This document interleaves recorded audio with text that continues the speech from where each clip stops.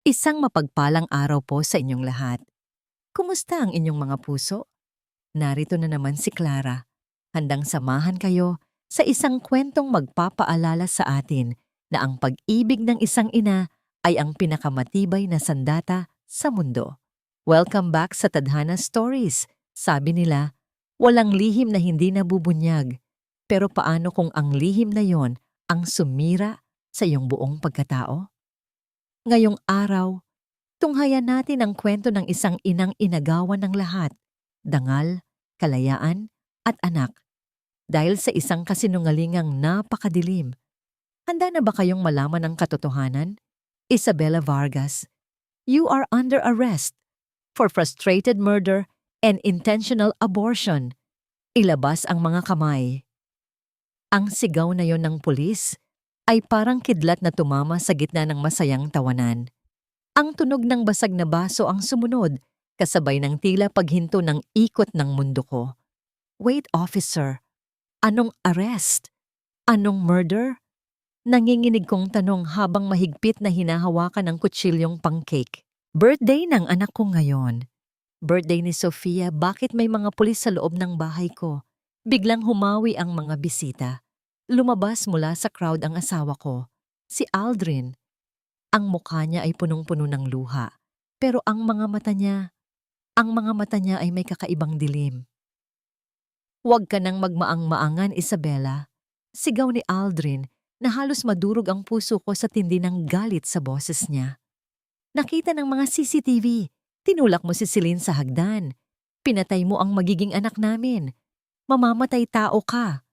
Parang binuhusan ako ng malamig na tubig. Celine? Ang executive assistant niya? Buntis? At ako ang pumatay? Aldrin Hon, hindi totoo yan. Nandito ako buong umaga nag-aayos ng party ni Sofia. Wala akong tinulak. Pero hindi nakinig ang mga pulis. Sa harap ng daan-daang bisita, mga business partners, mga kaibigan, mga magulang ng kaklase ni Sofia, hinablot nila ang mga braso ko. Ang lamig ng bakal ng posas sa aking pulsuhan ay mas masakit pa kaysa sa hiya na nararamdaman ko. Mommy! Mommy! Ang tinig na yon, ang nag-iisang tinig na nagpadugo ng puso ko. Si Sofia, ang munting prinsesa ko. Nakasuot pa siya ng paborito niyang pink gown, pero ang mukha niya ay basang-basa ng luha. Nagpupumiglas siya sa mahigpit na hawak ng yaya niya. Gusto niyang tumakbo palapit sa akin. Mommy, wag niyo pong kunin ang mommy ko. Hindi po siya bad. Mommy! Ang sigaw niya ay parang hinihiwa ang puso ko ng pino-pino. Anak, Sofia, halos walang lumabas na boses sa lalamunan ko. Gusto ko siyang yakapin. Gusto kong punasan ang luha niya at sabihing, ayos lang ang lahat. Pero hinigit ako ng mga pulis palayo. Ang sakit. Mas masakit pa sa bakal ng posas ang makitang umiiyak ang anak ko nang dahil sa akin. Biglang lumapit si Aldrin kay Sofia. Niyakap niya ang bata ng mahigpit, hindi para patahanin, kundi para pigilan itong lumapit sa akin. Tumingin siya sa akin ng diretso. Wala ni katiting na awa sa mga mata niya. Sa halip may nakatagong ngiti sa gilid ng kanyang mga labi, habang sinasabi ng malakas para marinig ng lahat. Ilayo niyo na ang babaeng yan. Delikado siya. Baka pati ang anak namin ay saktan niya. Parang sinaksak ang dibdib ko. Ako? Sasaktan ko si Sofia? Ang sarili kong dugo at laman? Kaladkad na nila ako palabas ng mansyon. Ang mga flash ng kamera ay nakakasilaw. Dinig na dinig ko ang bulungan ng mga bisita, ng mga amiga ko, ng mga business partners namin. Grabe. Mamamatay tao pala siya. Sayang ang ganda. Demonyo pala ang ugali. Kawawa naman si Aldrin at yung bata. Bawat salita, parang latigo sa likod ko. Ang Mrs. Isabella Vargas na tinitingala nila kanina, ngayon ay isa ng kriminal sa paningin nila. Ang respeto, nawala sa isang iglap. Ang dignidad ko, tinapakan sa sarili kong pamamahay. Isinakay ako sa likod ng police mobile na parang isang basurang itinatapon. Ang huli kong nakita, bago sumara ang mabigat na pinto, ay si Sofia. Inaabot niya ang maliit niyang kamay sa ere. Pilit na kumakawala sa ama niya. Sumisigaw ng mami. Habang pilit na tinatakpan ni Aldrin ang kanyang bibig at mata. Babalik ako, anak. Bulong ko sa hangin habang tumutulo ang luha ko. Pangako. Babalik ako. Blag! Sumara ang pinto ng sasakyan. Ang mundo ko ay biglang naging madilim at masikip. Ang tanging narinig ko na lang ay ang nakabibinging sirena ng pulis na tumapos sa pamilyang iningatan ko ng buong buhay ko. Ang city jail ay may sariling amoy. Halo-halong amoy ng pawis, ihi, kalawang, at takot. Malayong malayo sa amoy ng mamahaling perfume at fresh flowers na nakasanayan ko sa Makati. Usog. Ang sikip na nga. Ang arte pa ng higa. Isang malakas na siko ang tumama sa tagiliran ko. Napadaing ako sa sakit pero wala akong nagawa kundi ang sumiksik lalo sa malamig na pader. Pangatlong gabi ko na ito pero hindi pa rin ako makatulog.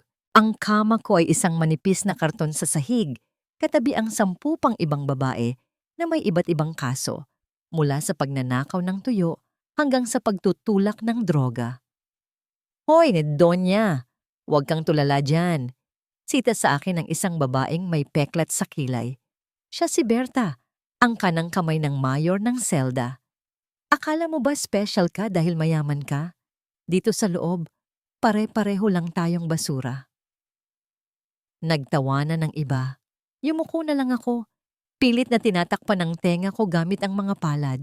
Gusto kong sumigaw. Gusto kong sabihing hindi ako basura. CEO ako. Matalino ako. May pamilya ako. Pero dito, wala akong pangalan. Ako lang si Inmate Vargas. Sa loob ng 3 araw, hindi ako kumakain. Ang pagkain ay laging matabang na lugaw o tuyong kanin na may batong maliliit. Pero higit sa gutom, ang kawalan ng pag-asa, ang pumapatay sa akin. Wala akong balita kay Sofia. Umiiyak pa kaya siya? Hinahanap ba niya ako? O baka napaniwala na siya ni Aldrin na masama akong ina? Akin na yang pagkain niya kung ayaw niya. Akmang hahablutin ni Berta ang rasyon ko nang may isang boses ang umalingaw-ngaw. Mababa, garalgal, pero puno ng awtoridad. Berta, tigilan mo yan. Tumahimik ang buong selda. Mula sa pinakasulok kung saan may sariling maliit na banig at electric fan, bumangon ang isang matandang babae. Puti na ang buhok niya at kulubot na ang balat. Pero ang tindig niya ay parang sa isang general. Siya si Nanay Rosa, ang mayor ng Selda 4. Lumapit siya sa akin. Akala ko, sasaktan niya ako. Kaya napapikit ako at nagtakip ng mukha. Pero narinig ko lang ang kaluskos ng plastik. Kunin mo ito, sabi ni Nanay Rosa. Idinilat ko ang mga mata ko. May inaabot siyang isang pakete ng biskwit, pita. Pagkain na pangmahirap sa labas, pero ginto dito sa loob. Bakit? Kayet? Nanginginig kong tanong. Bakit mo ako tinutulungan? Umupo siya sa tabi ko. Hindi alintana ang dumi ng sahig. Narinig ko ang iyak mo gabi-gabi. Hindi yan iyak ng natatakot para sa sarili. Iyak yan ng isang inang nangungulila. Bumigay ang luha ko. Sa wakas, may nakakaintindi. Nanay Rosa, kinuha nila ang anak ko. Ang liit pa niya. 7 years old pa lang siya.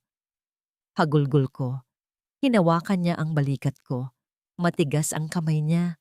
Magaspang, pero mainit. Makinig ka, Isabela. Dito sa loob, ang luha ay tubig lang. Hindi ka mabubusog niyan. Hindi niyan maibabalik ang anak mo. Tinitigan niya ako sa mata. Nabalitaan ko, matalino ka daw. Magaling sa negosyo. Kailangan ko ng utak mo.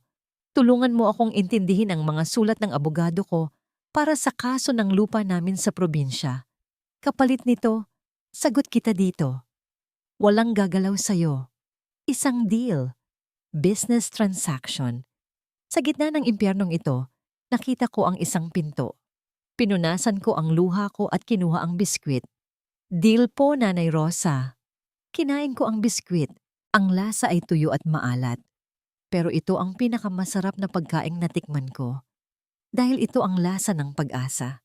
Kailangan kong mabuhay para kay Sofia. Lumipas ang 3 buwan.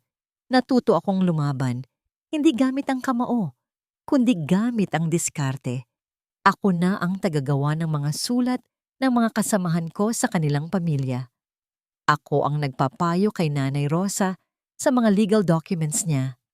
Naging secretary ang tawag nila sa akin. Unti-unti, bumalik ang linaw ng isip ko. Pero ang katahimikan ko ay panandalian lang. Isang hapon, dumating si Luisa, ang kaibigan ko at abogado. Pero iba ang hitsura niya ngayon. Nakayuko, hindi makatingin sa akin ng diretsyo. Luisa, may balita ba? Makakalaya na ba ako on bail? Sabik kong tanong habang nakahawak sa rehas ng visiting area.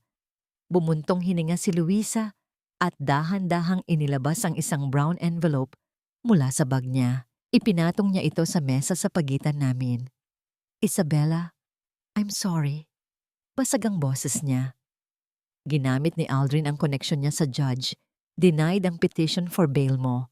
Parang gumuho ang mundo ko, pero hindi pa pala doon nagtatapos. At may isa pa. Dagdag niya, sabay tulak ng envelope palapit sa akin.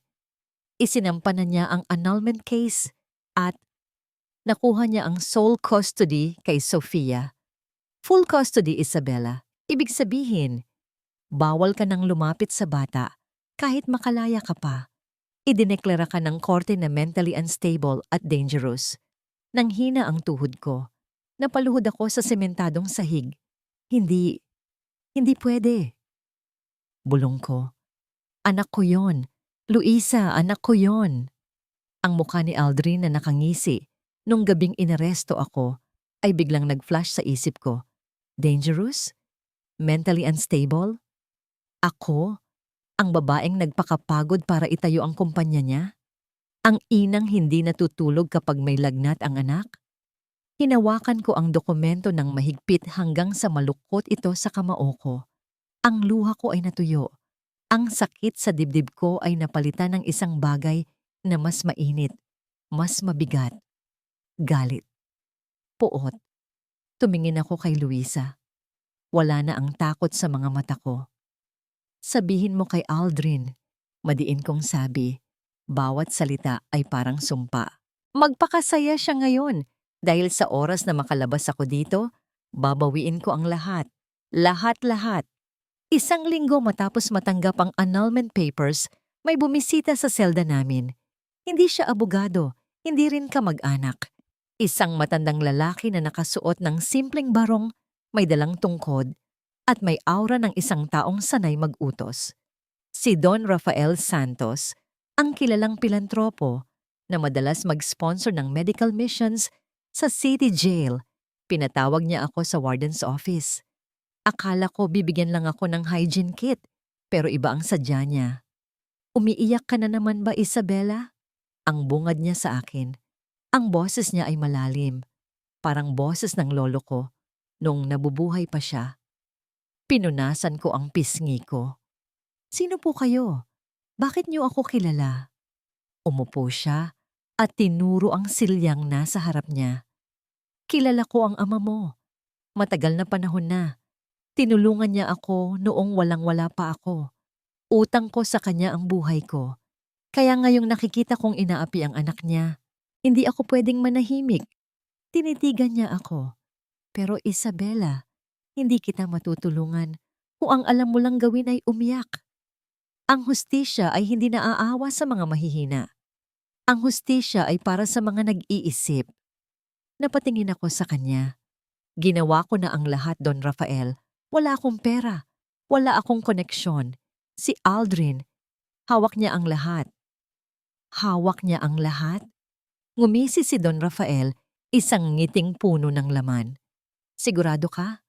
Sa pagkakaalam ko, ang taong masyadong mapagmataas ay madalas makalimot tumingin sa ibaba. Kumuha siya ng isang pirasong papel at ballpen. Gumuhit siya ng isang linya. Sabi sa kaso mo, nagkaroon ng intentional abortion dahil sa pagtulak mo, namatay ang bata. Tama? Tumango ako. Yun ang sabi nila, may medical report sila. Medical report, ulit niya. Pero Isabella, nasaan ang death certificate ng fetus? Nasaan ang libingan? Kung may namatay, dapat may bangkay. Sa 3 taon mong pagkakulong, may dinalaw ba silang puntod? Natigilan ako. Nanlaki ang mga mata ko. Sa sobrang grief at shock ko noon, hindi ko naisip yun. Wala. Walang burol, walang libing. Ang sabi lang ni Aldrin, ini-cremate na agad dahil masyadong masakit para sa kanila. Wala. Bulong ko. Walang libingan. See? Tinuktok ni Don Rafael ang tungkod niya sa sahig. Ang kasinungalingan. Kahit gaano kaganda ang pagkakabalot, may singaw pa rin. Si Aldrin ay matalino, pero kampante siya. At ang pagiging kampante ang papatay sa kanya. Mula sa araw na yon, nagbago ang buhay ko sa loob.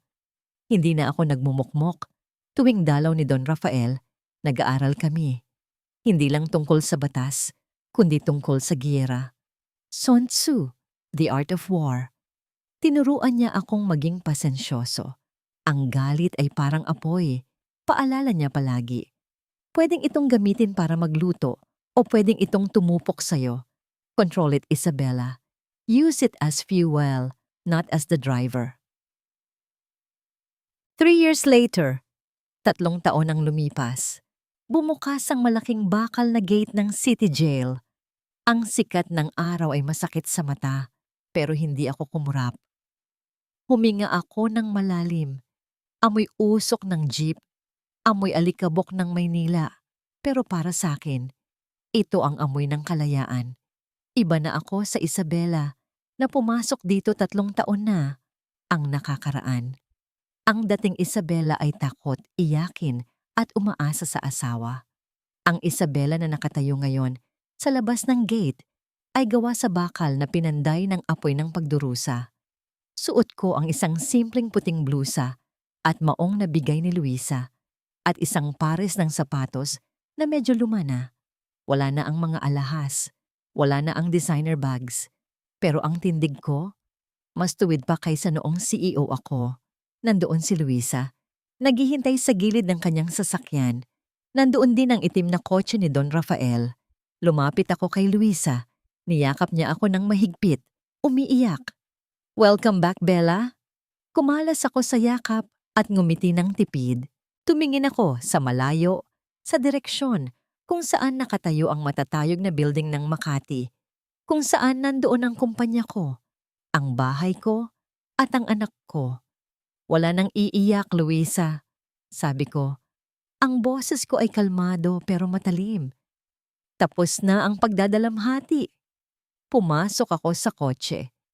Habang umaandar kami palayo sa impyernong iyon, kinuha ko ang maliit na litrato ni Sofia na tago-taguo ko sa loob ng selda. Ang nangiti niya ang tanging liwanag ko. Humanda kayo, Aldrin. Celine, bulong ko sa hangin. Ang reyna ay nakabalik na. At sa larong ito, wala nang atrasan. Ang St. Jude Academy ay hindi nagbago. Ganun pa rin ang matayog na gate. Ang mga magagarang kotseng sumusundo sa mga bata. Ang mga yaya na nakaputi. Dati, isa ako sa mga inang nakatayo doon sa harap. Hinihintay ang paglabas ng anak ko ng may ngiti. Ngayon, nakatayo ako sa gilid. Sa ilalim ng puno ng acacia, nagtatago sa likod ng malaking salamin sa mata. Ang puso ko ay kumakabog ng mabilis, parang sasabog sa dibdib ko. 10 taon na si Sofia ngayon. 10 taon, makikilala pa kaya niya ako? Ding dong! Tumunog ang bell. Naglabasan ang mga estudyante. Ang ingay ng tawanan at kwentuhan ay musika sa tenga ko. Hinanap ng mata ko ang pamilyar na mukha. At doon, nakita ko siya. Tumangkad siya. Ang buhok niya ay mahaba at nakatirintas, gaya ng gusto ko dati. Hawak niya ang strap ng bag niya habang naglalakad palabas. Sofia! Bulong ko. Kusa akong humakbang palapit. Hindi ko mapigilan. Ang uhaw ng 3 taon ay biglang umapaw. Sofia! Napahinto siya. Lumingon. Nang magtama ang mga mata namin, Inasahan ko ang gulat. Inasahan ko ang pagtataka. Pero hindi ko inasahan ang nakita ko. Takot. Purong takot. "Mommy," bulong niya. Pero paatras siya ng paatras. "Anak, ako ito. Si Mommy." Lumapit ako. Akmang yayakapin siya. Gusto kong amuyin ang buhok niya. Maramdaman ang init niya. "Huwag. Huwag kang lalapit." Tili ni Sofia. Tinakpan niya ang kanyang mukha gamit ang mga braso niya na parang may sakit na dadapo sa kanya. "Bad ka," sabi ni Daddy. "Sasaktan mo ako. Monster ka." Parang huminto ang mundo. Ang mga salitang yon, galing sa bibig ng sarili kong anak? Monster? Sofia, hindi. Hindi totoo yan. Bago pa ako makapagsalita, isang kamay ang humablot kay Sofia at itinago ito sa kanyang likuran. "Lumayo ka sa anak namin. Si Celine. Ang ganda niya. Ang kinis ng balat. Ang mahal ng damit. Ang buhok na bagong salon. Parang reyna kung makatingin sa akin. Puno ng pagkasuklam at tagumpay. Mahigpit ang pagkakahawak niya sa balikat ni Sofia na para bang ako ay isang mabangis na hayop na handang manakmal. "Anong ginagawa mo dito, Isabela?" Malamig niyang tanong. "Hindi ba sinabi na ng korte na bawal kang lumapit? O baka naman pati simpleng utos, hindi mo na maintindihan pagkatapos ng 3 taon sa kulungan?" Hindi ako kumibo. Ang mga mata ko ay nakatutok lang kay Sofia na umiiyak na ngayon sa likod ni Celine. Ang bawat hikbi niya ay parang libu-libong karayom na tumutusok sa puso ko. "Tita Celine, let's go home. Please, I'm scared." Narinig kong bulong ni Sofia, "Tita Celine, hindi Mommy." "Tita." Isang ngisi ang gumuhit sa labi ni Celine. Hinila niya si Sofia palayo sa akin. "Tama ka, baby. Let's go. Huwag mong pansinin ang basurang yan. Hindi natin siya ka-level." Basura. Ang parehong salita na narinig ko sa selda. Nang paalis na sila, isang itim na Mercedes-Benz ang huminto sa harap nila. Bumukas ang pinto. Bumaba si Aldrin. Ang asawa ko, oo, dating asawa ko. Mas lalo siyang naging makisig. Mamahalin ang suot niyang suit. Kumikinang ang kanyang relos. Pero ang tiyan niya ay medyo lumaki na. At ang mga mata niya, mayroon ng mga guhit ng pagod at arogansya. Natigilan siya nang makita ako. Ang gulat sa mukha niya ay napalitan agad ng isang mapanuyang ngiti. "Well, well, well. Look what the cat dragged in," sabi niya, dahan-dahang lumalapit sa akin. "Akala ko, habang buhay ka, nang maglalamok sa kulungan." Hindi ko siya sinagot. Tumingin lang ako sa kanya, pilit na pinatatag ang sarili ko. "Anong kailangan mo? Pera?" Tanong niya. Dinudukot ang kanyang wallet. "Wala ka nang makukuha sa amin. Tapos na ang obligasyon ko sa'yo. Ito na. Ito ang pagkakataon." Hininaan ko ang boses ko, ginawa itong garalgal na parang nagpipigil ng yak. Yumuko ako, umiiwas sa tingin niya. "Aldrin, wala," sabi ko. Nanginginig. Gusto ko lang makita kung okay lang si Sofia. Yun lang. Hindi na ako lalapit. Promise. Tinitigan niya ako mula ulo hanggang paa. Sinuri niya ang luma kong damit, ang payat kong katawan. Nakita ko sa mga mata niya ang kasiyahan. Ang saya na makitang ang babaeng minsan niyang tiningala ay nasa ilalim na ng kanyang mga paa. "Ganyan nga. Matuto kang lumugar, Isabela," sabi niya, puno ng pagmamalaki. Akala niya, panalo na siya. Akala niya nasira na niya ako. "You know what?" Dagdag pa niya, na para bang may naisip na magandang ideya. "Next week, anniversary ng kumpanya. Magkakaroon ng malaking party. Bakit hindi ka pumunta?" Napatingin ako sa kanya, nagkunwaring gulat. Si Celine ay nagtaka rin. "Bakit, Aldrin?" tanong ni Celine. Ngumisi si Aldrin. "Para makita mo, Isabela. Para makita mo kung gaano na kami kasaya at ka-successful ngayong wala ka na. Para maintindihan mo kung ano ang sinayang mo. Isang imbitasyon. Isang patibong na inilatag niya para sa akin. Hindi niya alam. Ito mismo ang susi na kailangan ko. Dahan-dahan akong tumango. Sige, kung okay lang sa inyo. Good, sabi ni Aldrin. Ibinigay niya sa akin ang isang calling card. Isuot mo ang pinakamaganda mong basahan, ha? Tumalikod na sila at sumakay sa kotse. Habang papalayo ang sasakyan, nakita ko pa si Sofia na nakadungaw sa bintana. Ang mga mata niyang puno ng luha ay nakatingin sa akin. Nang mawala na sila sa paningin ko, ang mga luhang pinipigilan ko ay tuluyan ng bumagsak. Pero hindi ito luha ng pagkatalo. Ito ay luha ng pangako. Dinukot ko ang aking cellphone at tinawagan si Luisa. Luisa, sabi ko, ang boses ko ngayon ay hindi na nanginginig. Malamig ito, matigas, puno ng determinasyon. Nakuha ko na ang imbitasyon, simulan na natin ang Phase 2. Ang Grand Ballroom ng Vargas Tower ay kumikinang sa ilalim ng mga dambuhalang chandelier. Ang mga tawanan ay malalakas, ang champagne ay umaagos. Dati, ako ang nagpaplano ng mga gabing tulad nito. Ako ang reyna sa sarili kong palasyo. Ngayon, isa lang akong anino sa sulok. Suot ko ang isang simpleng itim na bestida. Walang alahas, maliban sa mumurahing hikaw. Hindi ako nagpunta dito para makipagkompetensya. Nagpunta ako dito para magmasid. Nakita ko si Aldrin sa gitna ng entablado, nagyayabang tungkol sa record-breaking profits ng kumpanya. Sa tabi niya, si Celine, nakangiti na, parang nanalo sa loto. Suot ang isang kumikinang na kwintas na alam kong ako ang pumili noon para sa sarili ko. Huminga ako ng malalim at naglakad palapit sa kanila. Nahawi ang mga tao, nagbibigay daan sa akin na parang isang ketungin. Huminto ang bulungan. Ang lahat ng mata ay nasa akin. Aldrin, Celine, bati ko, bahagyang yumuko. Congratulations! Ang ganda ng party ninyo. Nagulat si Aldrin sa tapang ko. Si Celine naman ay tinaasan ako ng kilay. Salamat sa pagpunta, Isabella, sabi ni Aldrin. May halong pang-uuyam. Nag-e-enjoy ka ba sa kalayaan mo? Ngumiti ako. Isang nangiting pagod, isang nangiting talunan. Oo, Aldrin, salamat sa'yo. Naisip ko lang na dapat personal akong magpasalamat sa imbitasyon mo. Tumingin ako kay Celine. Bagay sa'yo ang kwintas na yan. Nawala ang pagkasuplada sa mukha ni Celine.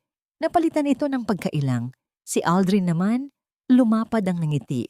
Gustong-gusto niyang nakikita akong ganito. Sunod-sunuran, kaawa-awa. Mabuti naman at natuto ka na, sabi niya. Sige na, kumuha ka ng maiinom. Baka sabihin mo, hindi ka namin pinakain. Tumango lang ako at tumalikod. Naramdaman ko ang mga mata nila sa likod ko, pero hindi ko sila pinansin. Naglakad ako papunta sa dance floor kung saan nagsasayawan na ang mga lasing na bisita. Sa gitna ng kaguluhan, sa ilalim ng mga kumukutitap na ilaw, walang sino man ang nakapansin sa akin nang dahan-dahan akong lumabas ng ballroom. Ang hallway papunta sa dati kong opisina ay tahimik at malamig. Bawat hakbang ko ay isang alaala. Dito kami unang nag-holding hands ni Aldrin. Sa pader na yon nakasabit ang unang family picture namin. Ngayon, wala na lahat. Pinihit ko ang doorknob. Hindi nakalock. Kampante, bulong ng isip ko. Ang loob ng opisina ay halos pareho pa rin. Pero ang malaking litrato ko sa likod ng mesa ay pinalitan na ng litrato nilang dalawa ni Celine. Napansin ko ang isang drawer na bahagyang nakabukas. Hinila ko ito. Sa loob, nakita ko ang isang picture frame na nakataob. Binaliktad ko ito. Kaming tatlo ni Sofia nung huling Pasko namin. Nakangiti kami. Masaya. Hinaplos ko ang maliit na mukha ni Sofia sa litrato. Konting tiis na lang, anak. Isinara ko ang drawer at lumapit ako sa pader sa likod ng malaking mesa. May isang mamahaling painting doon na paborito ko. Abstract. Walang nakakaalam na sa likod nito may nakatagong vault. Dahan-dahan kong itinaas ang painting. Nandoon pa rin ito. Maliit, kulay abo, at hindi mo mapapansin kung hindi mo alam. Ang kombinasyon, hindi nagbago. Ang birthday ni Sofia, 0815, ang mga numerong nagbibigay buhay sa akin. Dahan-dahan kong pinihit ang dial. Isang click. Bumukas ito. Inaasahan kong makakita ng pera o alahas na tinatago ni Aldrin. Pero wala. Ang laman lang nito ay isang luma at manipis na brown folder. Walang marka, walang pangalan. Kinuha ko ito at binuksan. Medical records, nakapangalan kay Celine Vargas. Pero ang nakapagtataka, ang PETSA. 2 taon bago ang insidente sa hagdan. Galing sa isang maliit na lying-in clinic sa probinsya ng Laguna. At ang diagnosis, halos hindi ako makahinga. Ang mga salita ay parang lumulundag mula sa papel. Bilateral tubal ligation, pagpapatali, isang permanenteng procedure para hindi na magkaanak. Hindi siya pwedeng mabuntis. Bulong ko sa sarili ko habang pinagdidikit-dikit ng utak ko ang lahat ng piraso. Kahit kailan, hindi siya pwedeng magkaanak. Isang malaking kasinungalingan. Lahat ng ito, isang palabas. Ang pagbubuntis, ang pagkahulog, ang pagkamatay ng isang sanggol na hindi naman umiral. Nanginginig ang mga kamay ko habang hawak ang folder. Napakalinaw na ng lahat. Ito na ang bala ko. Ito na ang gigiba sa kanila. Blag! Biglang bumukas ang pinto ng opisina. Nakatayo doon si Celine. Namumutla ang mukha pero matalim ang tingin. Nakita niya ang nakabukas na vault sa likod ng painting. Nakita niya ang hawak kong folder. Anong ginagawa mo dito? Anong ginagawa mo dito? Ang boses ni Celine ay matigas na parang yelo. Ang mga mata niya ay nakatutok sa hawak kong folder. Sa isang iglap, kailangan kong mag-isip. Sa halip na tumakbo, nagkunwari akong nataranta. Mabilis kong isinara ang folder. Itinapon pabalik sa loob ng vault at sinubukang isara ito. Wala! Wala akong ginagawa. Aalis na ako. Huli ka na, sabi niya. Dahan-dahang naglalakad palapit. Parang isang ahas na handa ng tumuklaw. Ano ang tinitingnan mo dyan? Mga sikreto ng asawa ko? Habang papalapit siya, sinadya kong matabig ang picture frame sa ibabaw ng mesa. Ang litrato naming 3 ni Sofia. Bumagsak ito sa sahig, nabasag ang salamin. Ayan! Sigaw ko, na para bang mas importante pa ang nasirang litrato. Tingnan mo ang ginawa mo! Napatigil si Celine. Ang atensyon niya ay napunta sa basag na picture frame. Nakita ko ang bahagyang pagkunot ng noo niya. Ang diversion ay gumana. Sentimental ka pa rin pala, Isabella, sabi niya, may halong pang-iinsulto. Kahit kailan, ang hina mo. Lumayas ka na dito, bago pa kita ipakaladkad sa mga gwardiya. Hindi ako umimik. Yumuko ako para kunin ang basag na litrato at sa pagkakataong yon, mabilis kong isinilid sa bulsa ng bestida ko ang cellphone ko. Tumalikod ako at naglakad palabas. Hindi niya alam, bago ko pa matabig ang picture frame, 3 beses nang nag-flash ang camera ng telepono ko. Hindi ko nakuha ang orihinal na dokumento, pero nakuha ko ang litrato ng ebidensya. Hindi sapat ang litrato, Bella, sabi ni Luisa kinabukasan. Nasa maliit na apartment kami na tinutuluyan ko. Pinag-aaralan ang mga blurred na kopya ng medical records sa screen ng laptop. Pwede nilang sabihing peke yan, edited. Kailangan natin ang original copy o mas maganda. Ang taong pumirma dyan, may isang pangalan at pirma sa ilalim ng dokumento. Mila Sarmiento, RN, Laguna. Basa ko sa address ng clinic. Kailangan nating puntahan to. Kinabukasan, habang abala ang Maynila sa traffic at ingay, binabaybay namin ni Luisa ang S-Lex Patimog. Ang mga building ay napalitan ng malalawak na palayan. Ang hangin ay naging mas presko. Isang breather, pero ang dibdib ko ay puno ng kaba. Ang Sarmiento Lying-in Clinic ay isa na lang abandonadong gusali. Kupas na ang pintura, kalawang na ang gate. Kinailangan pa naming magtanong-tanong sa mga tindahan sa paligid. "Ah, si Nurse Mila?" sabi ng isang matandang nagtitinda ng buko pie. "Nako, matagal nang umalis yan dyan. Mula nung..." Alam nyo na, yung iskandalo, doon na yan nakatira sa may looban. Itinuro niya ang isang maliit na eskinita. Ang bahay ni Nurse Mila ay simple lang, pader na hindi pa tapos ang palitada.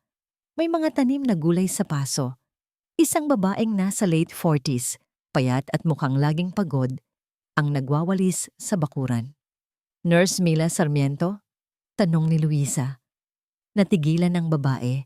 Nang makita niya kami, dalawang babaeng taga Maynila na nakakotse, bigla siyang namutla. Wala pong Nurse Mila dito. Nagkakamali po kayo." Akma na siyang papasok sa loob. "Sandali lang po," pigil ko. "Hindi kami pulis. Nandito kami dahil kailangan namin ang tulong nyo." "Wala akong maitutulong." Mabilis niyang sagot. Nanginginig ang boses. "Umalis na kayo." "Tungkol po ito kay Celine Vargas," diretsahan kong sabi. Sa pagbanggit ng pangalan, parang nakakita ng multo si Mila. "Pakiusap. Huwag niyo na akong idamay dyan. May pamilya ako. May mga anak ako." Papasok na sana siya nang magsalita ako ulit. "Ako rin po. May anak din ako. At kinuha nila siya sa akin dahil sa isang kasinungalingan. Isang kasinungalingan na kayo ang makakapagpatunay." Napahinto siya sa tapat ng pinto. Hindi ko siya pinilit. Umupo lang ako sa isang maliit na bangko sa labas ng bahay niya, kung saan may isang basket ng sitaw. Kumuha ako ng ilang piraso at sinimulang alisin ang mga dulo nito. Ginagawa ito ni Manang sa amin dati. "Alam niyo po ba ang pinakamasakit para sa isang ina?" tanong ko habang nakatingin sa ginagawa ko. "Yung makita mo ang anak mo pero ang tingin niya sa'yo para kang isang monster, isang halimaw. Kasi yun ang sinabi sa kanya. Yun ang ipinaniwala sa kanya ng mga taong pinagkatiwalaan ko." Narinig ko ang mahinang paghikbi mula kay Mila. Dahan-dahan siyang lumabas at umupo sa tabi ko. Kumuha rin siya ng sitaw at nagsimulang maglinis. "Alam ko po ang pakiramdam niyo," sabi niya. Ina rin ako. "Kung ganoon, tulungan niyo po ako."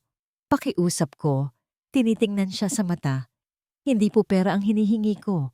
Hustisya lang para sa anak ko." Bumuntong hininga si Mila. Pinunasan ng kanyang mga luha. "Hindi lang po yung pagpapatali ang kasinungalingan nila." Napatingin ako sa kanya. Noong gabing isinugod daw si Celine sa ospital sa Maynila dahil sa miscarriage. Humina ang boses niya. Kausap ko siya sa telepono. Tinatanong niya kung kailan siya pwedeng bumalik dito sa Laguna dahil noong gabing yon, wala pong miscarriage na nangyari. Ang totoo, nakaschedule siyang magpa-liposuction sa akin kinabukasan. Gabi na kami umalis sa Laguna. Ayaw na sanang sumama ni Mila, pero pinilit siya ni Luisa. "Mas delikado ka kung mag-isa ka dito, Mila. Ngayong alam na nilang nagkausap tayo, babalikan ka nila." Pinili naming dumaan sa Slex para mas mabilis. Si Luisa ang nagmamaneho, ako ang nasa passenger seat, at si Mila ay nanginginig sa takot sa likuran. Bawat ilaw ng kotseng dumadaan, napapatalon siya. "Relax ka lang, Mila. Malapit na tayo," sabi ko.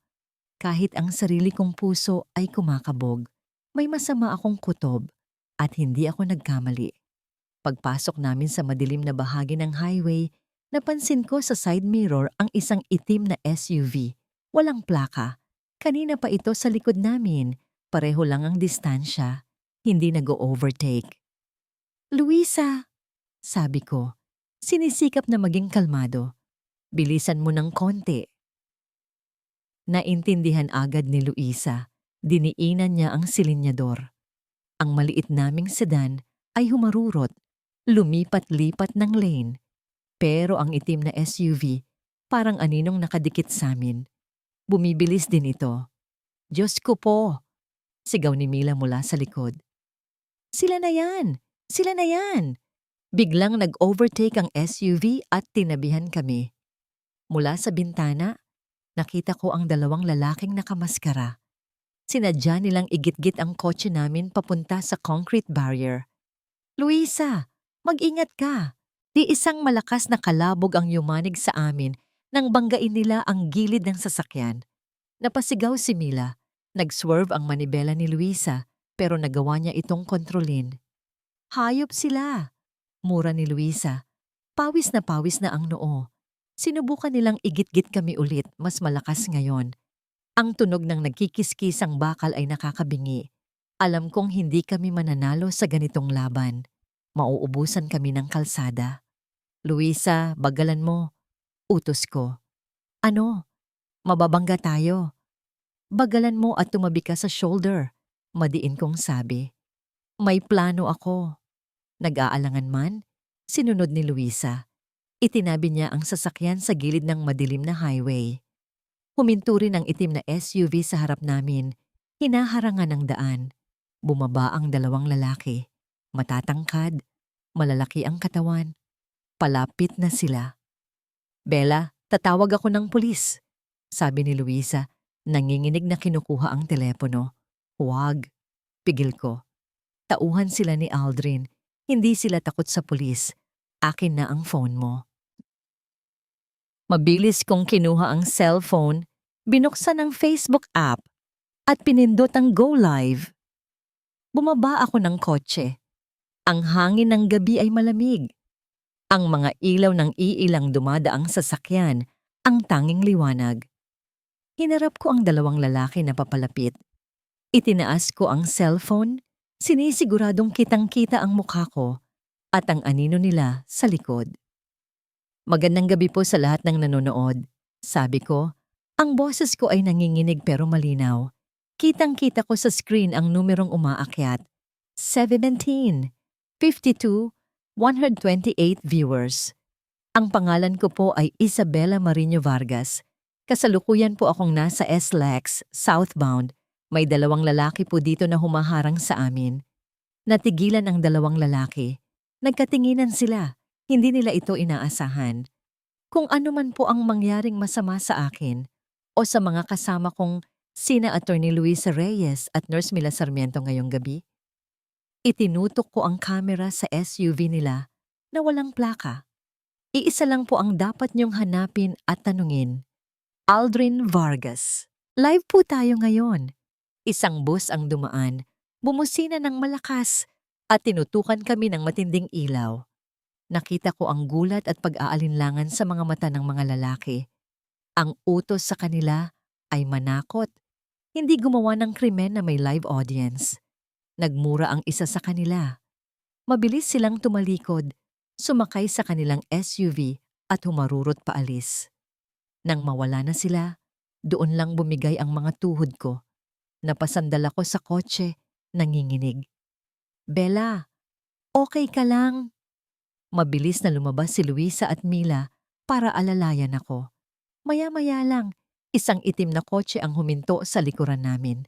Si Mang Tonyo, ang katiwala ni Don Rafael. Backup plan. Ligtas na kami. Nakarating kami sa isang safe house sa Alabang. Tahimik, malinis at ligtas. Pero kahit nakaalis na kami sa panganib, ang takot ay nanatili sa mukha ni Mila. Habang umiinom kami ng mainit na tsaa, biglang nag-vibrate ang telepono niya sa mesa. Isang text message mula sa unknown number. Kinabahan ako. Sinilip ko. Ang mensahe, walang salita. Isang litrato lang. Isang litratong malinaw na malinaw. Kuha siguro kaninang hapon lang. Ang anak na lalaki ni Mila, nakangiting naglalaro ng basketball sa court ng eskwelahan niya. Bzzzt! May isa pang mensahe. Ang cute niyang anak mo. Ingatan mo siya. Nabitawan ni Mila ang tasa. Nabuhos ang mainit na tsaa sa sahig. Napatingin siya sa akin. Ang mga mata niya ay puno ng luha at purong takot. Ang anak ko, bulong niya. Isabella, hindi ko na to kaya. Papatay nila ang anak ko. Aatras na ako. Hindi kita pipilitin, Mila. Nakatayo kami sa balkonahe ng safe house, pinapanood ang pagsikat ng araw. Ang mukha ni Mila ay guhit-guhit pa rin ng takot. Hindi ko isusugal ang buhay ng anak mo, sabi ko, hinawakan ng kamay niyang nanginginig. Pero hindi rin ako aatras. Itago mo muna ang pamilya mo sa isang lugar na ligtas. Ako na ang bahala sa laban na to. Tumango si Mila. May bahagyang ginhawa sa kanyang mga mata. Sa tulong ni Don Rafael, agad na inilipad si Mila at ang kanyang pamilya papuntang Cebu, kung saan hindi sila matutunton ni Aldrin. Nawalan ako ng testigo, pero hindi ako nawalan ng plano. Kung hindi ko sila kayang talunin sa korte, sisirain ko sila mula sa loob. At ang pinakamahinang pader sa kaharian nila ay ang pagtitiwala o ang kawalan nito sa pagitan ni Aldrin at Celine. Ang unang hakbang, lason sa tenga. Ginamit ni Don Rafael ang kanyang mga koneksyon. Sa loob ng isang linggo, isang chismis ang kumalat sa mga social club at business circles. Si Aldrin Vargas daw ay palihim na naglilipat ng assets sa mga offshore accounts sa Cayman Islands. Hinihintay lang daw na maaprubahan ang citizenship niya sa ibang bansa bago iwanan ang lahat. Kasama na si Celine. Hindi ko alam kung naniwala si Celine sa chismis, pero alam kong naging sapat iyon para magtanim ng duda sa isip niya. Ang pangalawang hakbang, lason sa mata. Kailangan niyang makita. Kailangan niyang maramdaman ang parehong sakit na naramdaman ko. Isang hapon, habang si Aldrin ay nasa isang business lunch sa isang mamahaling restaurant, isang magandang babae, isang modelong binayaran ni Don Rafael ang umupo sa table niya. Nagkunwari itong isang lumang kaibigan. Nagtawanan sila, nag-usap ng malapit, at sa tamang anggulo, mula sa kabilang mesa, may isang photographer na kumukuha ng litrato. Kinagabihan, isang sobre na walang pangalan ang dumating sa mansyon ng mga Vargas. Sa loob, mga litrato ni Aldrin at ng babae. Isang litrato kung saan nakahawak ang babae sa braso ni Aldrin. Isa pa kung saan mukhang nagbubulungan sila. At ang pinakamatindi, isang litrato kung saan hinahaplos ni Aldrin ang buhok ng babae. Alam kong panloloko lang iyon. Pero para sa isang babaeng tulad ni Celine, na nabubuhay sa takot na baka agawan siya ng pwesto, ang mga litratong iyon ay katumbas na ng katapusan ng mundo. Sa sumunod na mga araw, nagmasid lang ako mula sa malayo. Isang beses, pumunta ako malapit sa eskwelahan ni Sofia. Nakita ko si Celine na sumusundo sa kanya, pero iba na ngayon. Lagi siyang may kausap sa telepono, sumisigaw, nakikipag-away. Hindi niya napansin na si Sofia ay mag-isang naglalakad sa likod niya. Malungkot siya at nakayuko. Ang atensyon ni Celine ay wala na sa pagiging mabuting ina-inahan. Nasa pagbabantay na ito sa kanyang teritoryo. Ang bitag ay gumagana. Isang araw, habang nakatayo ako sa di kalayuan, nagulat ako nang makita ko si Sofia na biglang humiwalay sa yaya niya. Maingat siyang lumingalinga na para bang may hinahanap. Pagkatapos, tumakbo siya papunta sa malaking puno ng acacia sa gilid ng gate. Ang parehong puno kung saan ako nagtago noong una ko siyang sinubukang lapitan. May inilagay siya sa isang maliit na butas sa puno. Isang piraso ng nakatuping papel. Pagkatapos, ay mabilis siyang bumalik sa yaya niya na parang walang nangyari. Nang makaalis na sila, nanginginig akong lumapit sa puno. Kinuha ko ang papel. Sulat kamay ng bata. Para sa akin. Dear Mommy, sabi po ni Daddy at Tita Celine masama ka daw po. Pero hindi po ako naniniwala. Naaalala ko pa po dati, kapag may sakit ako, hindi ka po natutulog. Sabi nila, monster ka daw. Pero ang mga monster hindi po nagbabasa ng bedtime stories. Miss na po kita, Mommy. Sana po bumalik ka na. I love you. Niyakap ko ang sulat sa dibdib ko. Ang mga luha ay malayang tumulo sa aking pisngi. Ito na. Ito ang kailangan ko. Hindi na pera. Hindi na kumpanya. Ito lang. Ang pagmamahal ng anak ko. Pinunasan ko ang luha ko. Oras na para tapusin ang laban. Kinagabihan, nag-text ako sa isang burner phone, isang numerong alam kong si Celine lang ang makakabasa. Alam ko ang ginawa mo sa Laguna. Alam ko ang tungkol sa bilateral tubal ligation. Wala pang isang minuto, tumawag ang numero. Hindi ko sinagot. Nag-text ulit ako. Magkita tayo. Ikaw lang mag-isa. Sa lumang chapel, sa tabi ng Manila Bay. Bukas, 10 p.m. Kung hindi ka darating, ipapadala ko ang lahat ng ebidensya kay Aldrin at sa media. Alam kong desperada na siya. Natatakot siyang iwanan ni Aldrin na walang-wala. Mas matalino si Celine kaysa kay Aldrin. Alam niyang mas madali akong kausap kaysa sa isang asawang galit at traidor. Kinabukasan, sa ilalim ng malamlam na ilaw ng buwan, sa loob ng isang maliit at abandonadong kapilya, nagharap kaming dalawa. Walang pagbati, walang paligoy-ligoy. Anong gusto mo? Tanong niya. Ang boses ay puno ng galit at takot. Gusto kong bawiin ang buhay ko, sagot ko. At ikaw ang magiging susi. Tumawa siya ng mapakla. At bakit ko naman gagawin yun? Para ano? Para bumalik ka at agawin ulit ang lahat na sa akin? Hindi, sabi ko, umiling. Hindi ko na babalikan si Aldrin. Sa'yo na siya. Ang gusto ko lang ay ang anak ko at ang pangalan ko. Lumapit ako sa kanya. Celine, pareho tayong biktima ni Aldrin. Ginamit ka niya para makuha ang pera. Ginamit niya ako para magkaroon ng tagapagmana. At kapag nakuha na niya ang lahat ng gusto niya, itatapon ka niya na parang basura, tulad ng ginawa niya sa akin. Nakita ko ang pagdududa sa mga mata niya. May offer ako.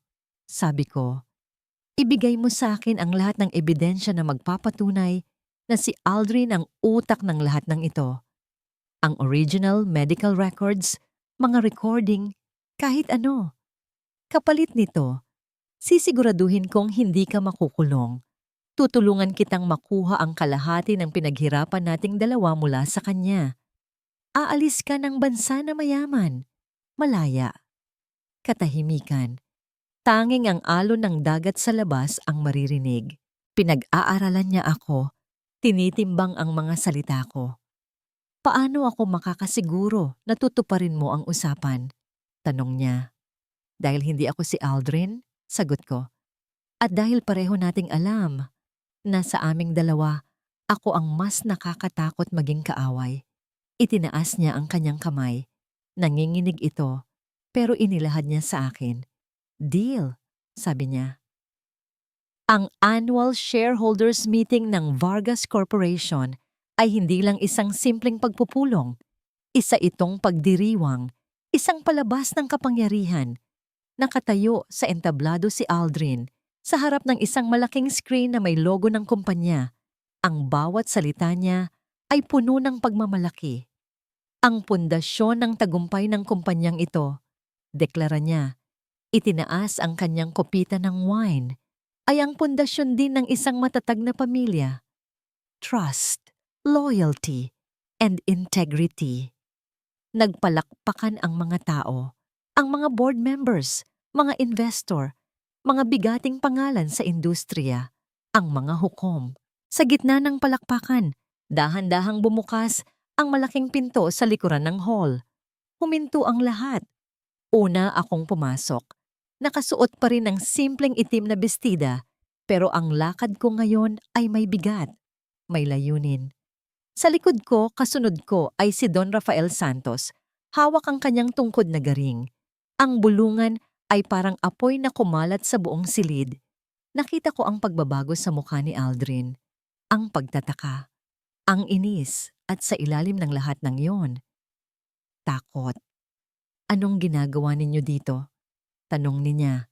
Sinisikap na kontrolin ang boses sa mikropono. Security! Palabasin ang mga yan! 2 gwardiya ang lumapit sa amin. Pero bago pa sila makalapit, itinaas ni Don Rafael ang kanyang kamay. Huwag kayong mag-alala, Mr. Vargas. Sabi ni Don Rafael, ang boses niya ay kalmado, pero umalingaw-ngaw sa buong hall. Hindi kami trespassers. Nandito kami bilang mga bagong stakeholders ng kumpanyang ito. Isinenyas niya ang kanyang assistant na nag-abot ng isang folder sa corporate secretary. Binuksan ito ng secretary at nanlaki ang kanyang mga mata. 30%, bulong ng secretary. Si Don Rafael Santos na po ang may-ari ng 30% ng shares ng kumpanya. Gumuho ang mundo ni Aldrin. Ang mga shareholder ay nag-umpisang magbulungan ng malakas. Lumakad si Don Rafael palapit sa entablado. Tinapik niya ang balikat ni Aldrin. Ang upuang yan, Aldrin, bulong niya na sapat lang para marinig ng mga nasa harap. Mainit. Baka hindi mo kayanin ang paso. Sinubukan ni Aldrin na bawiin ang sitwasyon. Isang technicality lang po yan, ladies and gentlemen. Ituloy na natin ang presentation. Pero habang nagsasalita siya, ang mga mata ko ay nasa pinto pa rin. Nasaan si Celine? Ito na ba yun? Ang sandali na tatraydurin niya ako? Nagsimulang kumabog ng mabilis ang dibdib ko. Baka mali ako ng taya. Baka masyado akong nagtiwala. At ngayon, para sa ating financial projections, sabi ni Aldrin, iwinawasiwas ang isang remote control papunta sa screen. Pero hindi financial projections ang lumabas. Ang screen sa likod ni Aldrin ay biglang nag-flicker. Mula sa logo ng Vargas Corp naging itim ito. Pagkatapos, isang video ang nag-play. Isang video na kuha mula sa isang hidden camera sa loob ng isang madilim na opisina. Nandoon si Aldrin, kausap ang isang doktor. Siguraduhin mong mukhang kapanipaniwala, Doc, sabi ng boses ni Aldrin sa video. Yung tipong walang abogado ang makakalusot. Don't worry, Aldrin, sagot ng doktor. Sa halagang binayad mo, kahit ang Santo Papa, maniniwala na tinulak siya. Ang kailangan ko lang ay ang pirma ni Celine sa medical records. Suminghot si Aldrin sa video at tumawa. Isang tawang demonyo. Walang problema yan, sabi niya. Uminom ng whiskey. Gawin mo lang ang lahat para mabulok sa kulungan ng asawa ko. Isang kolektibong gasp ang narinig mula sa audience. May nabitawang baso sa isang mesa. Ang buong hall ay napuno ng nakabibinging katahimikan. Lumingon ako kay Aldrin. Ang kulay sa mukha niya ay nawala. Nakatitig siya sa screen, hindi makapaniwala. Ang mikropono ay dahan-dahang dumulas mula sa nanginginig niyang kamay. Ang kanyang sariling mga salita, ang kanyang sariling hatol, inihayag sa harap ng lahat ng kanyang mga hukom. Patayin yan! Patayin ang proyektor!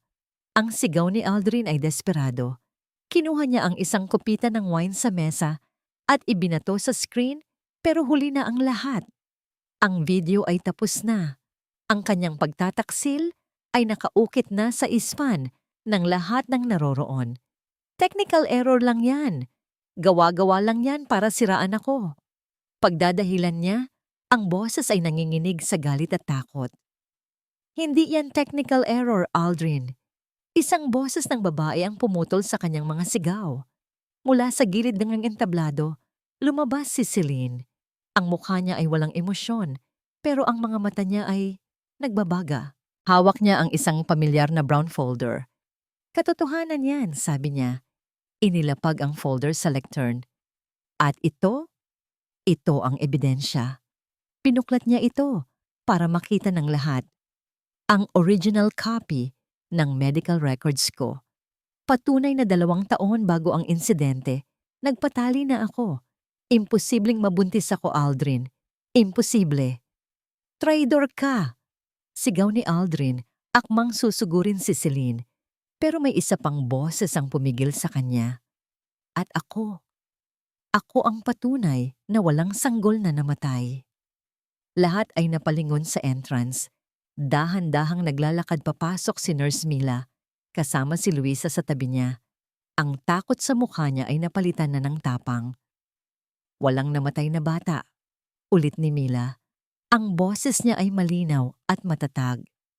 Dahil walang bata in the first place, ang ginamit ninyo ay isang supot ng dugo ng hayop para magmukhang totoong-totoo ang miscarriage.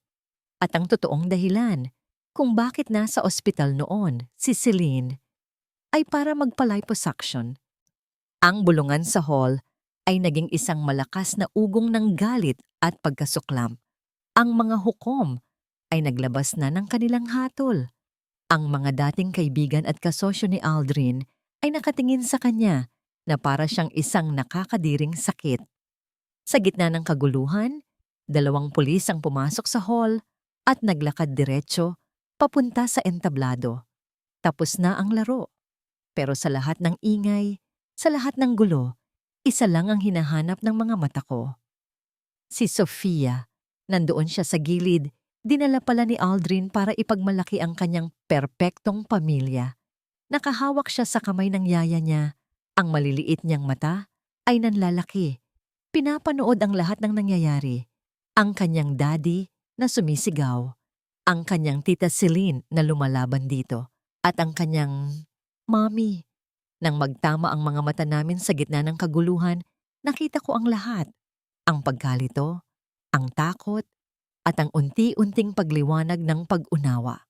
Ang mga kasinungalingang isinaksak sa isip niya sa loob ng 3 taon ay biglang gumuho na parang kastilyong buhangin. Binitawan niya ang kamay ng kanyang yaya. 1 hakbang, 2 hakbang, tapos tumakbo siya. Hindi palayo sa akin, kundi papunta sa akin. "Mommy?" Ang sigaw niyang iyon ay mas malakas pa sa lahat ng ingay sa hall. Lumuhod ako at ibinuka ang aking mga braso. Sumalubong siya sa yakap ko ng buong higpit. Ang maliliit niyang braso ay pumulupot sa leeg ko na para bang ayaw na niya akong bitawan pa. "Mommy, sabi ko na po eh. Sabi ko na hindi ka masama." Humahagulgol siya sa balikat ko. "Na-miss po kita, Mommy." Niyakap ko siya pabalik. Nilulunod ang mukha ko sa kanyang buhok na amoy baby pa rin. Ang luha ko ay bumuhos na parang ulan. 3 taon. 3 taon ng pagtitiis at pangungulila. Lahat ay naglaho sa isang yakap na ito. "I love you, anak." Bulong ko. Mahal na mahal ka ni Mommy. Ang eksenang ito, ang muling pagsasama ng mag-ina, ang huling sumira sa natitirang katinuan ni Aldrin. Nakita niyang kinuha ko na ang lahat. Ang kumpanya, ang katotohanan, at ngayon, ang pagmamahal ng sarili niyang anak. Wala na siyang pag-aari, wala na siyang kontrol. Sa isang iglap, kumilos siya. Hindi papunta sa mga pulis, kundi papunta sa security guard na pinakamalapit sa entablado. Sa isang mabilis at desperadong kilos, inagaw niya ang baril mula sa holster ng gwardiya. Nagtilian ang mga tao. Nagsimulang magtakbuhan. Itinutok ni Aldrin ang baril, hindi sa mga pulis, hindi kay Celine. Itinutok niya ito sa amin ni Sofia. Ang mukha niya ay mukha ng isang demonyo, puno ng galit, pagkabigo, at kabaliwan. Kung hindi rin lang mapupunta sa akin ang lahat. Sigaw niya, ang boses ay basag at nanginginig. Wala na lang makikinabang. Ang pag-click ng baril habang kinakasan niya ito ay umalingaw-ngaw sa biglang tumahimik na hall. Ang dulo ng baril ay parang isang madilim na mata. Nakatitig sa amin, nangangako ng kamatayan. Sa sandaling iyon, huminto ang pag-ikot ng mundo. Ang mga sigawan ay naging isang ugong na lang sa aking tenga. Ang tanging nakikita ko ay ang baliw na ekspresyon sa mukha ni Aldrin. Ang tanging nararamdaman ko ay ang panginginig ng maliit na katawan ni Sofia sa aking mga bisig. Hindi ako sumigaw. Hindi ako umiyak.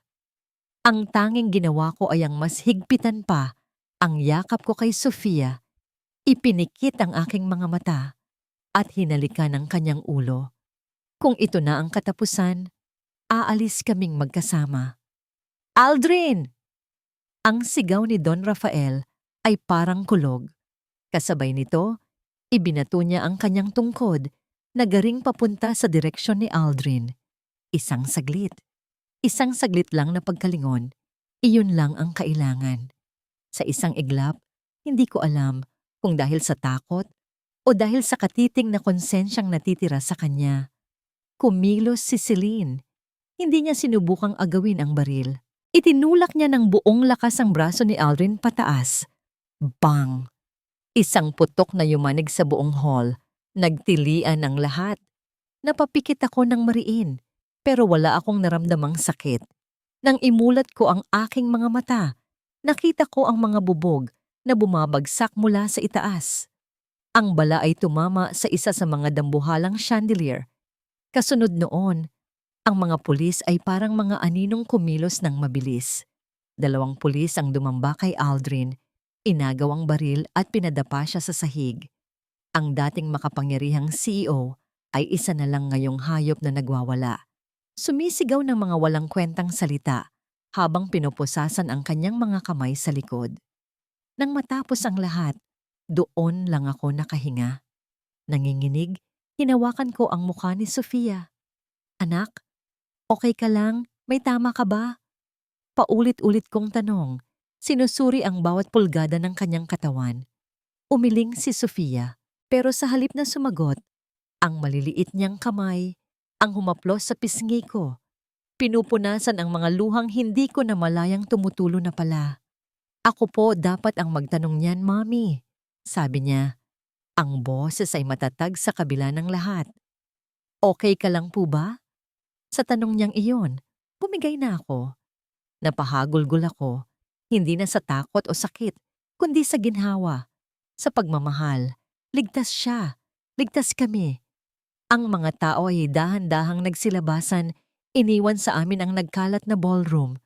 Nakita ko si Celine na nakaupo sa sahig, umiiyak habang kinakausap ng isang pulis.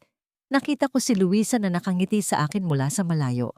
At si Don Rafael, pinulot ang kanyang tungkod na parang walang nangyari. Kalmadong-kalmado na ang paligid.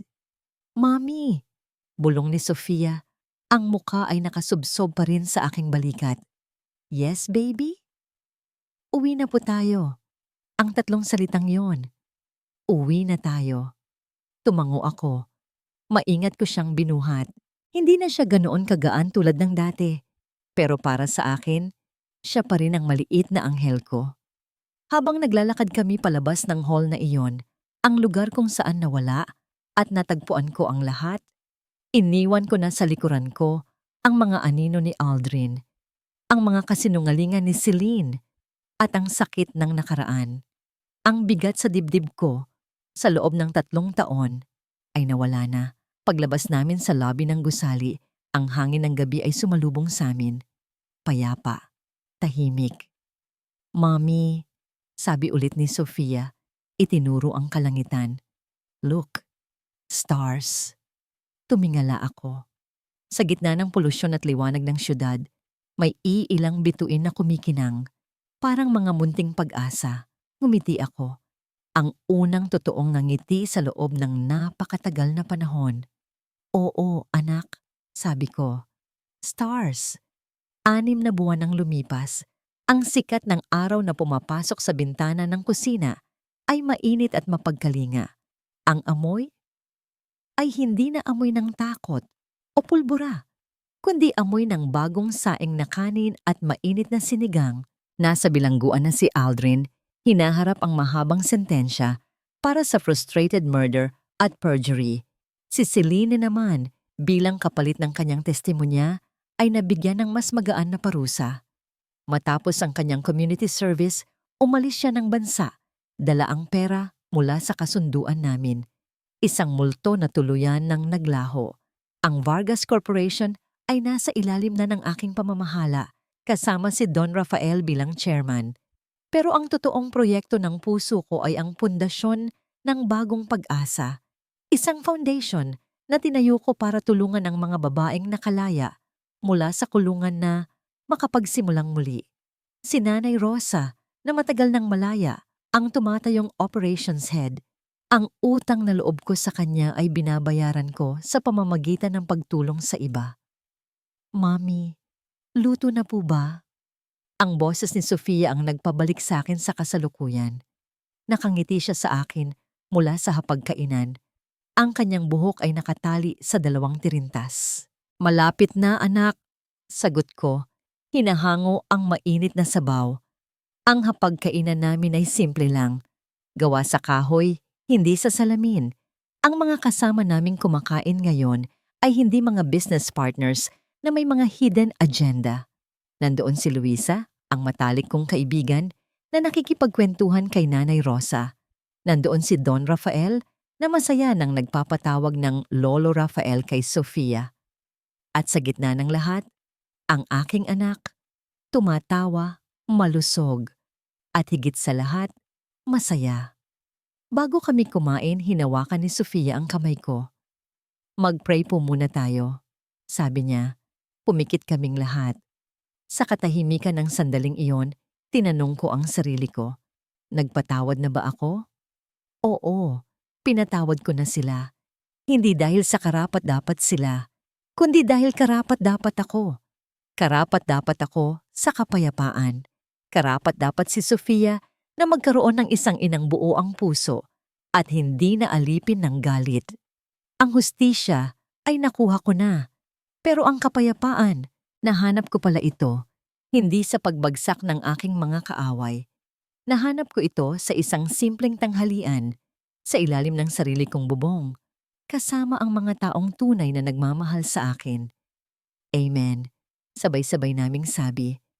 Habang nagsasandok ako ng kanin para kay Sofia, bigla siyang nagsalita. "Mommy," sabi niya. Nakatingin sa akin ng diretso. Ang kanyang mga mata ay seryoso at puno ng pagmamahal. "Masaya ka na po ba talaga?" Hindi ako sumagot. Sa halip lumapit ako sa kanya. Hinawi ang ilang hibla ng buhok na tumatakip sa kanyang noo at hinalikan siya. Ngumiti ako. Isang ngangiting nagmumula sa kaibuturan ng aking kaluluwa. Isang ngiting malaya. "Oo anak," bulong ko. Sobra. At sa unang pagkakataon, sa loob ng napakatagal na panahon, naramdaman kong totoo ang bawat salita. Ang hustisya ay hindi palaging matatagpuan sa loob ng korte o sa pagbagsak ng mga makapangyarihan. Minsan, ang tunay na hustisya ay ang tahimik na paghilom ng isang pusong nasugatan, ang pagpapatawad sa sarili at ang pagpili sa isang bagong simula. Salamat po sa pagsama ninyo sa isa na namang paglalakbay ng puso dito sa Tadhana Stories.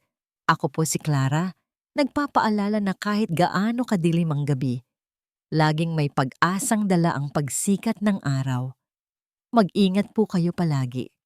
At sa unang pagkakataon sa loob ng napakatagal na panahon, naramdaman kong totoo ang bawat salita. At dito po nagtatapos ang kwento ni Isabela. Maraming salamat sa inyong pananatili at sa pagsama sa kanyang paglalakbay. Aminin ko po, habang isinusulat ko ang kwentong ito, ang pinakamabigat na bahagi para sa akin ay ang eksena sa tapat ng eskwelahan, kung saan tinawag ni Sofia na halimaw ang sarili niyang ina. Tila dinudurog din ang aking puso kasama ng puso ni Isabela.